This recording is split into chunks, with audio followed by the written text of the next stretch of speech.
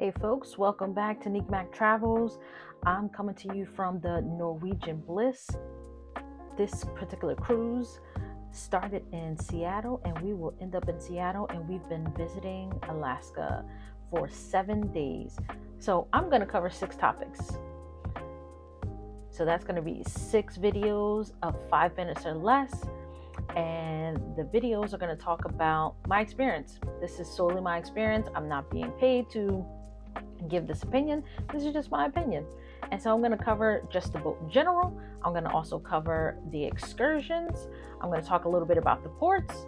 What should you pack? I'm also going to talk specifically to my solo travelers, because this trip was a solo one. So I'm going to talk to you about some of the perks of being a solo traveler, particularly as it relates to Norwegian. And then last but not least, I'm going to talk about the thermal suite. So let's get into it.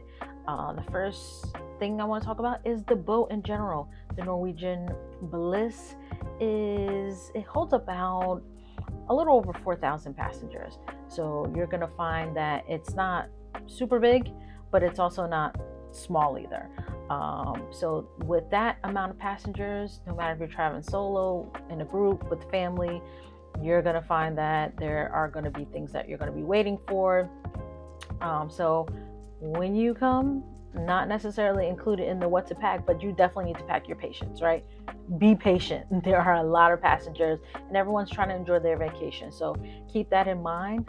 If you're looking for a smaller vessel, they do have some smaller vessels that are a little bit older, but some of them have been refurbished. So check out ncl.com in order to find a ship that best suits what you're looking for. So if you are interested in doing the Alaska cruise, it sells every week, either Saturday to Saturday or Sunday to Sunday. They also have some other boats, but the primary 2 boats are the NCL Bliss, which is the one that I'm on. I'm going to be sharing with you. And there's also the NCL Encore. The Encore leaves on Sundays and the Bliss leaves on Saturdays. So it is May. It's the end of May.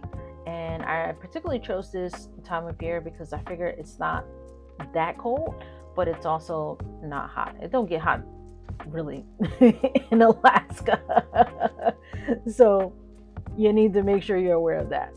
The boat has all types of rooms that you can choose from. So you have inside, you have window rooms, you have balconies.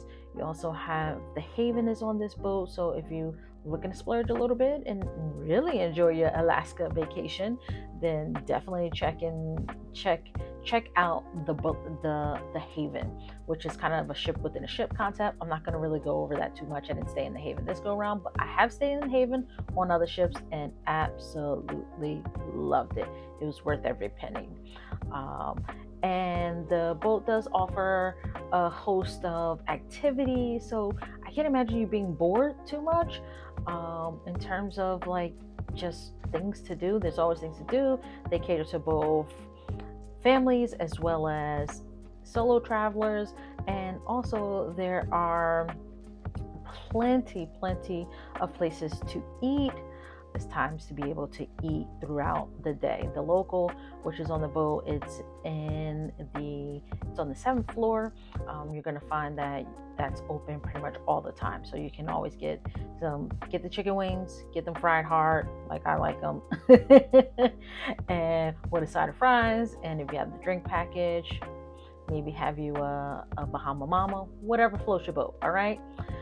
But in general, the boat is going to have all that you need. Casino, pools, hot tubs, and depending on the time of day and the time of year that you're sailing to Alaska, although there are pools and hot tubs, and yes, they are outside, they're not covered, you still may be able to enjoy them. In May, we left Seattle and it was over 70 degrees, and I was able to enjoy the hot tub on our sea day. It rained for like 2 seconds, which I'll talk a little bit about in the what to pack video. But this is just giving you a general overview of the boat. The room that I stayed in was an inside room. I have never stayed in an inside room ever in my life. This is my 9th Norwegian cruise, and this is my first time ever in an inside room.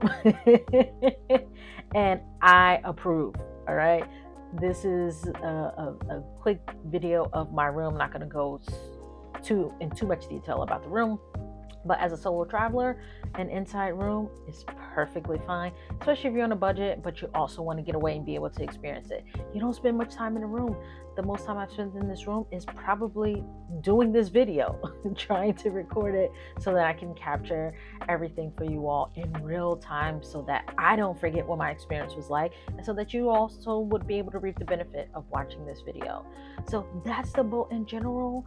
So if you like this episode, you're like, I want to hear a little bit more about all those other topics she's going to cover. The excursions, what to pack, what can I expect in the ports, what is it like as a solo traveler. Tune into the next video. All right, the next video I'm going to talk a little bit about what to pack, right? The things that you have to consider before you even get on the boat. All right, see you in the next episode.